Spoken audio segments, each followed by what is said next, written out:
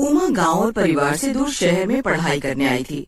शहर में एक छोटी सी बस्ती में उसने एक छोटा सा कमरा किराए पर ले रखा था, जिसमें वो अपना गुजारा कर रही थी। उमा के माँ बाप बहुत ही गरीब थे और बड़ी मुश्किलों से इंतजाम करके वो उमा की पढ़ाई के पैसे भिजवा पाते थे। इतने पैसे से मेरा क्या होगा, मुझे तो कुछ करना ही होगा, ऐसे मुझे भी परेशानी होगी और बाबूजी को भी। जब उमा के बाबूजी की चिट्ठी आई कि घर की छत गिर गई है, जिसकी वजह से वो इस बार कम पैसे भेज रहे हैं, उमा उस दिन बड़ी ही परेशान थी। वो शाम को बाजार से कुछ सामान लेने के लिए किराने की दुकान पर खड़ी ही थी कि तभी वहाँ एक चाइनीज लड़की आई और दुकान से पूछने लगी, क्या यहाँ आसपास कोई सस्ते में मुझे किराए पर कमरा मिल जाएगा? शीना इतना पूछकर चली जाती है, पर पीछे से उमा जल्दी से जाकर उसे रोकती है। अरे मैं भी इसी बस्ती में किराए के एक मकान में रहती हूँ। अच्छा तो तुम ही बता दो, अगर तुम्हारी नजर में कोई कमरा हो तो बस सस्ता सा हो, क्योंकि मैं इस शहर में नई हूँ और अकेली भी, मेरे पास अभी इतने पैसे नहीं है। हाँ मेरा हाल भी कुछ ऐसा ही है, अगर तुमको ऐतराज ना हो तो तुम मेरे साथ रह सकती हो, हम किराया आधा आधा बांट लेंगी। अरे वाह, ये तो अच्छा आइडिया है, मुझे कोई दिक्कत नहीं है। बस फिर शीना और उमा दोनों एक साथ रहने लगती हैं। दोनों की काफी अच्छी दोस्ती भी हो जाती है, पर कुछ दिनों बाद दोनों को पैसे की बड़ी परेशानी होने लगती है। दोनों के पास ही ज्यादा पैसे नहीं बचते। समझ नहीं आ रहा क्या करूं, बाबूजी से भी पैसों के लिए नहीं बोल सकती, मेरा तो इस दुनिया में कोई नहीं है, मैं तो किससे पैसे मांगूंगी। इस शहर में अगर रहना है तो हमें कोई काम तो देखना ही पड़ेगा। अरे पर तुम तो कॉलेज जाती हो, तुम कैसे कमा पाओगी? हम क्या कोई छोटा मोटा काम नहीं कर सकते? कोई छोटा मोटा काम ही खोल सकते हैं, कॉलेज से आने के बाद हम दोनों मिलकर कर लिया करेंगे। दोनों बहुत सोचती हैं, पर उनके दिमाग में कोई आइडिया ही नहीं आता। उसके बाद दोनों को बड़ी तेज भूख लगने लगती है। शीना फटाफट दोनों के लिए नूडल्स बनाकर लाती है। नूडल्स खाते खाते उमा के दिमाग में आइडिया आ जाता है। आ गया आइडिया, बताओ बताओ क्या आइडिया आया? चाइनीज फूड, तुम इतना बढ़िया चाइनीज बनाती हो ना कि कोई भी खाकर दीवाना हो जाए, और यहाँ आसपास बस्ती में कोई भी चाइनीज नहीं बेचता सिवाय वो मोटे के, पर वो इतना महंगा देता है कि बस पूछो ही मत। अगर हम चाइनीज बेचना शुरू कर दें तो देखना हमारी दुकान बहुत बढ़िया चलेगी। हाँ आइडिया तो बढ़िया है, मैं भी सारी चाइनीज चीजें बनाना जानती हूँ। हम कल से ही ये काम शुरू कर देते हैं और तुम उसमें मेरी मदद कर देना। शाम को बाजार में भीड़ भाड़ भी काफी रहती है और सब लोग खाने निकालते हैं। हाँ हम अपनी चाइनीज फूड का रेट कम रखेंगे तो देखना सब आएंगे हमारे पास। बस फिर क्या था, अगले ही दिन दोनों सहेलियां अपने अपने पैसे इकट्ठे करती हैं और उसे सामान ले आती हैं, और उमा इन सब में उसकी पूरी मदद करती है। दोनों मिलकर बस्ती के बाजार में अपना ठेला लगाकर खड़े हो जाते हैं। आइए आइए और स्वादिष्ट चाइनीज खाकर जाइए। आइए ना भैया, बस 10 रुपए से शुरू है, कोई भी आकर खाओ, बस 10 रुपए में। लोग 10 रुपए का नाम सुनकर हैरान रह जाते हैं और उसका चाइनीज फूड आकर खाने लगते हैं। जब लोग चाइनीज खाते हैं तो बस खाते ही रह जाते हैं। पहले दिन ही उनके यहाँ ऐसी भीड़ लगती है कि बस 2 घंटे में ही सब सामान खत्म हो जाता है। मुझे तो यकीन नहीं हो रहा हमारा सामान सारा बिक गया, पर मुझे तो पूरा यकीन था कि तुम्हारे हाथ का चाइनीज फूड खाकर सब उंगलियां चाटते रह जाएंगे। फिर दोनों खुशी खुशी घर आ जाती हैं। घर आकर वो दोनों मिलकर पैसे गिनती हैं और पहले दिन की कमाई से दोनों बहुत खुश हो जाती हैं। इससे अब तुम कल ही सबसे पहले अपने कॉलेज की फीस भर देना, बाकी पैसों से हम कल और सामान ले आएंगे। दोनों उस रात सुकून से सो जाते हैं। अगले दिन उमा अपने कॉलेज की फीस भी भर देती है। कॉलेज से आकर दोनों मिलकर बाजार से सामान लेकर आते हैं और फिर दोनों मिलकर सब सामान तैयार करके बाजार में भी लगा देते हैं। बाजार में पहुंचते ही लोगों की भारी भीड़ जमा हो जाती है। अरे बेटा, मेरे घर बहुत सारे मेहमान आए हुए हैं, तू जरा जल्दी से मुझे 10 प्लेट मोमोज और 100 रुपए के फ्राइज पैक करके दे दे। जी आंटी, बस अभी देते हैं। अब तो रोज ही शीना और उमा के चाइनीज फूड के ठेले पर इतनी भीड़ रहती थी कि सामान थोड़ी ही देर में खत्म हो जाता है। मोटेलाल की दुकान शीला और उमा के चाइनीज फूड की वजह से बिल्कुल ही चलना बंद हो जाती है, जिसकी वजह से उसे बड़ा दुख भी होता है और उन लड़कियों की तारीफ सुनकर उसे गुस्सा भी आता है। एक दिन वो खुद ग्राहक बनकर उनके ठेले पर ही पहुंच जाता है। आज जरा खा कर तो देखूं कि ऐसा क्या है इन लड़कियों के चाइनीज फूड में जो मोतीलाल की दुकान में नहीं।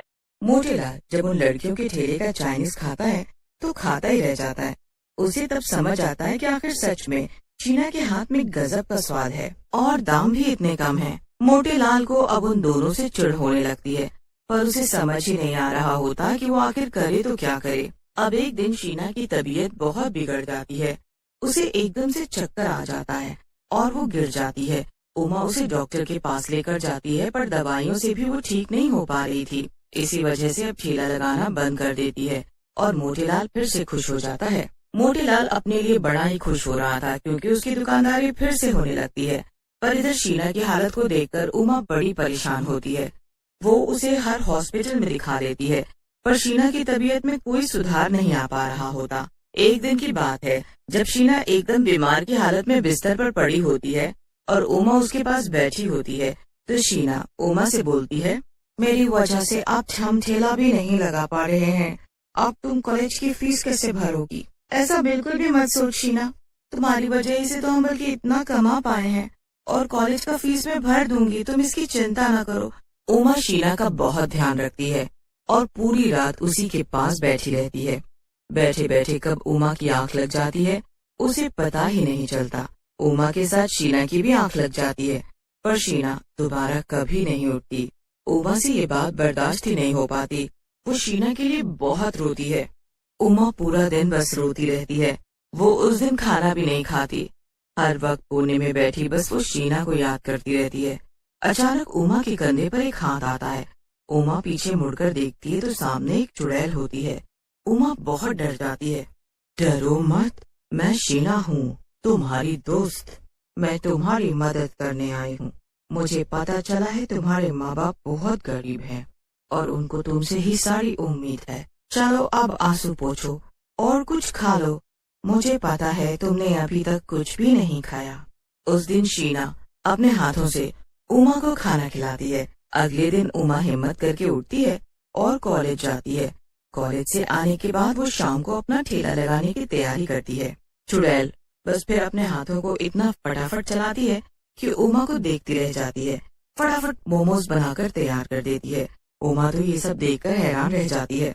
बाप रे बाप, तुम इतनी तेजी से कैसे ये सब कर सकती हो? बस फिर दोनों अपना चाइनीज फूड का ठेला लेकर चल पड़ती हैं।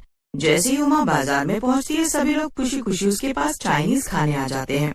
उमा सबको चाइनीज फूड खिलाती है और सब सामान बेचकर घर आ जाती है। देखो, अब तुम्हारे पेपर आने वाले हैं, तो तुम बस अपनी पढ़ाई पर ध्यान देना, पर बाकी सब वो सब मैं संभालूंगी, तुम उसकी चिंता मत करो।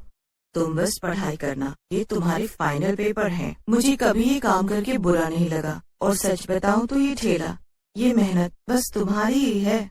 अब बस भी करो। उस दिन के बाद चाइनीज बनाने वाली चुड़ैल अकेले ही सब संभाल लेती है और बस उमा अपनी पढ़ाई पर ध्यान देती है। शाम को वक्त निकालकर बस उसे 2 घंटे के लिए ठेले को संभालना होता है। चुड़ैल की मदद से उमा अच्छे से अपने पेपर्स देती है और जब उसका रिजल्ट आता है तो वो खुशी से पागल हो जाती है।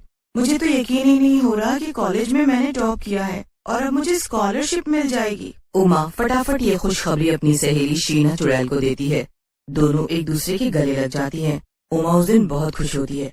पता है, मुझे कॉलेज से स्कॉलरशिप मिल जाएगी और मैं आगे की पढ़ाई के लिए विदेश चली जाऊंगी। क्या सच में? ये तो बहुत खुशी की बात है। हाँ, पर ये सब छूट जाएगा। पता है, ये जीवन की सबसे अच्छी यादें थी जो मैंने तुम्हारे साथ बिताई हैं। मेरे जीवन की भी ये सबसे अच्छी यादें हैं उमा। मेरा तो इस दुनिया में तुम्हारे सिवा कोई भी नहीं था। शायद भगवान ने अच्छा ही किया जो मुझे अपने पास बुला लिया, वरना तुमसे आज बिछड़कर मुझे बहुत तकलीफ होती। पर आज जब तुम अपने जीवन में सफल होने जा रही हो, तो आज मेरा तो मकसद पूरा हो जाएगा जिसके लिए मेरी आत्मा को शांति नहीं मिली थी। तुम हमेशा मेरी सबसे अच्छी दोस्त रहोगी, तुम भी। इतना कहकर चुड़ैल उमा को अलविदा करके हमेशा हमेशा के लिए चली जाती है। उमा अपनी पढ़ाई के लिए विदेश चली जाती है और जब वो वापस आती है तो शहर में उसकी बहुत अच्छी नौकरी लग जाती है। वो अपने माँ बाप को भी शहर बुलवा लेती है और सब खुशी खुशी साथ रहते हैं। सालों बीत जाते हैं पर उमा कभी भी अपनी दोस्त शीना और उसके हाथ के चाइनीज खाने